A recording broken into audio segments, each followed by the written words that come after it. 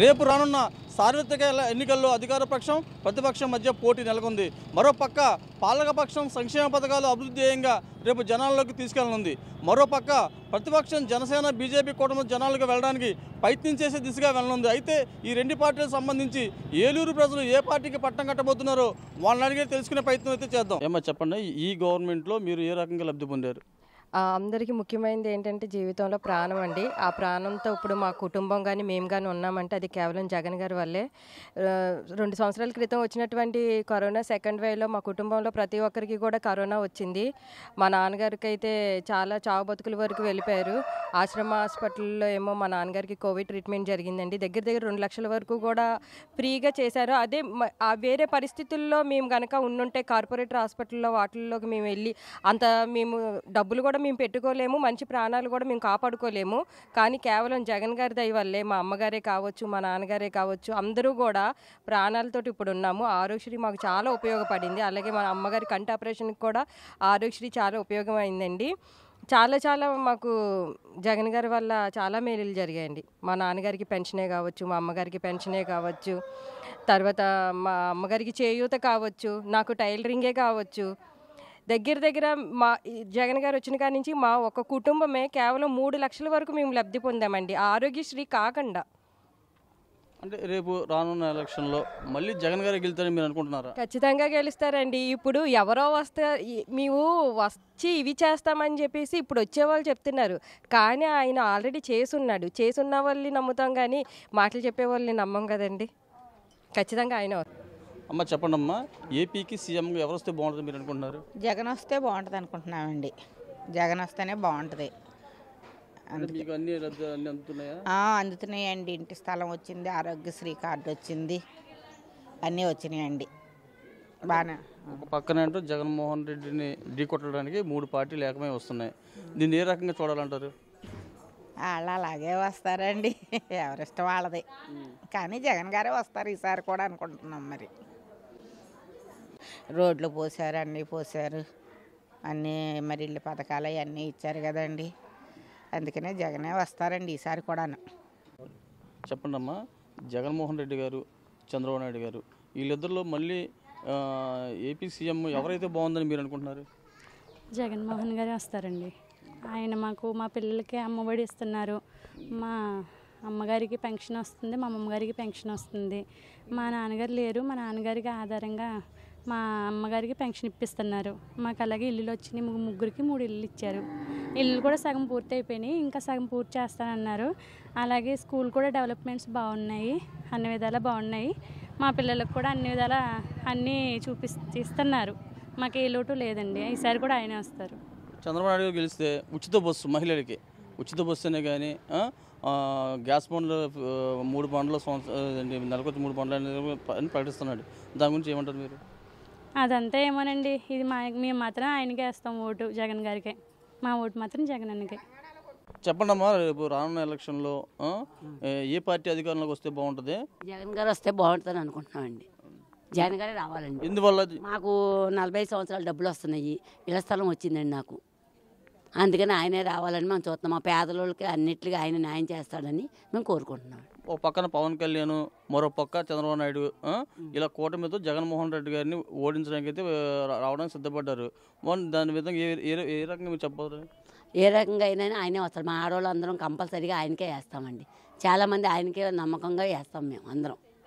మాకు ఆయనే రావాలని కోరుకుంటున్నాం. మేము కూడా అభివృద్ధి చేస్తాము, మంచి మంచి పథకాలు ఇస్తామని చెప్తున్నాం. లేదండి, మేము ఈయనే రావాలి. మాకు చేశారు కాబట్టి ముందు మాకు ఇవన్నీ వచ్చినాయి కాబట్టి మేము ఆయనకే వేసి ఆయనే రావాలని కోరుకుంటున్నాం. అంటే ఏ రకంగా మీరు లబ్ధి పొందారు? నేను 45 సంవత్సరాలు డబ్బులు వస్తున్నాయండి నాకు. ఇళ్ల స్థలం ఇచ్చారండి, డ్వాక్రాకి రుణమాఫీ ఇచ్చారండి మాకు.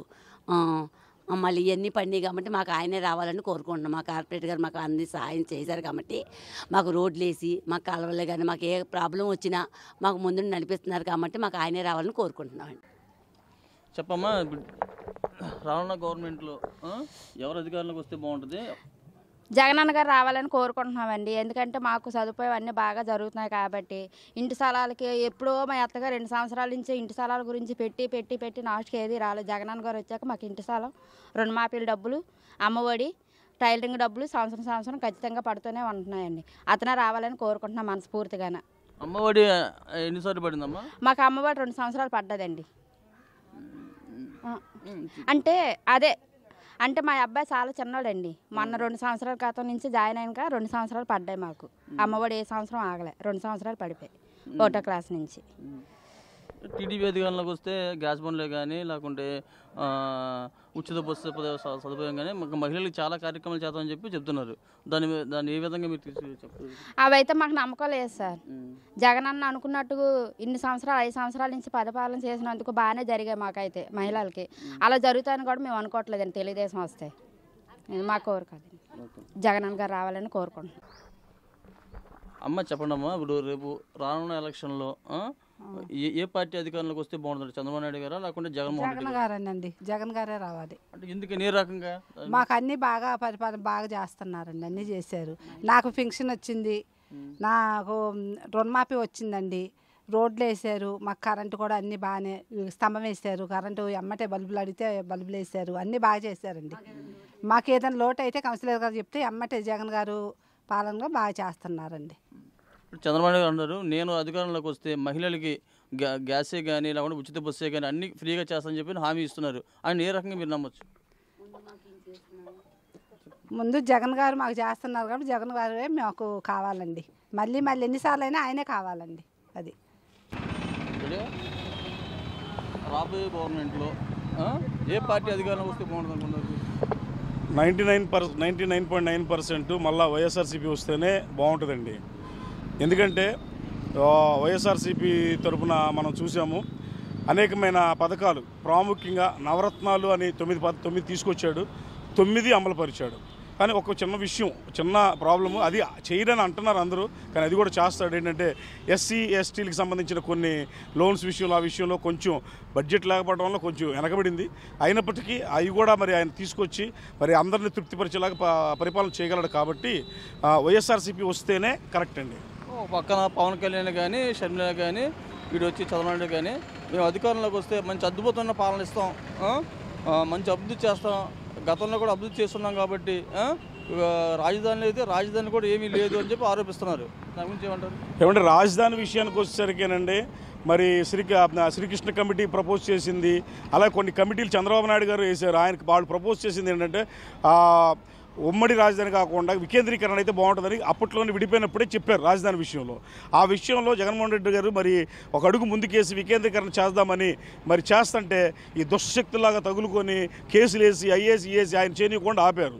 అదే కనుక వికేంద్రీకరణ చేసినట్టయితే మరి రాష్ట్రం అంతా ఆ చివరి నుంచి ఈ చివరి వరకు డెవలప్ అయ్యేది. ఎట్లాగంటే హైకోర్టుకి వెళ్ళాలంటే కర్నూలులో పెట్టేవాడు ట్రాన్స్పోర్టేషన్ డెవలప్ అయ్యేది. ఇక్కడికి వచ్చేసరికి ఫ్లైట్స్ కానీ రోడ్ ట్రాన్స్పోర్ట్ కానీ మొత్తం, ఎందుకంటే ప్రతి ఒక్కళ్ళు రాజధానికి వెళ్ళాలని కోరుకుంటారు కాబట్టి అన్నీ డెవలప్ అవుతాయి, ఇన్ఫ్రాస్ట్రక్చర్ కూడా డెవలప్ అయింది.